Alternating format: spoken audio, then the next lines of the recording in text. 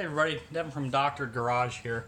So this past weekend I went drifting and it was a blast, but I realized I needed some more space in my trailer. So I mounted up one of these Amazon special tire racks. It's pretty cheap, it's like 45 bucks or something, just so I could have a little bit of extra space in here so my tires weren't sitting all over the ground. I looked at a bunch of different ways to hook these to the wall of the trailer. I was kind of surprised to find a lot of people say to use big self-tapping screws. Well, this is just a sheet of plywood, and then there's a metal stud that runs along in here. So you really don't want to just use self-tapping screws.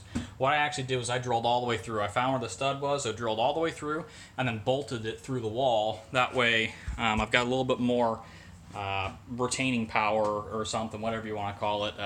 It's just a little more stable. That way it doesn't fall off the wall. So the other thing is when you're doing this, it's important to know that the screw holes, like right here, they don't actually line up with the studs. You got to find the studs from the outside.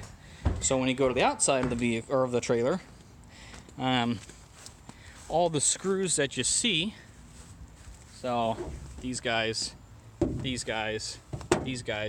all line up with the studs. So you end up drilling along with this, and then you bolt it in with, I used silicone or rubber washers essentially. That way it seals it from the weather. Now, I did a stupid thing when I drilled it, and I didn't check from the outside. What I did was I just drilled straight through, thinking I had it lined up with the stud on the inside, because that's where I drilled with the in line with the screw holes on the inside, and that was dumb. So you can see I filled that hole with silicone weather sealant stuff. So it's sealing out the water. But anyway, so that's what you want to do. Don't use self-tapping screws. Use bolts, bolt it all the way through, and make sure you use silicone washers or rubber washers or whatever you want to use to make sure you seal the weather out so you don't get water coming inside of the trailer frame and rusting it from the inside out. Alright, there you go.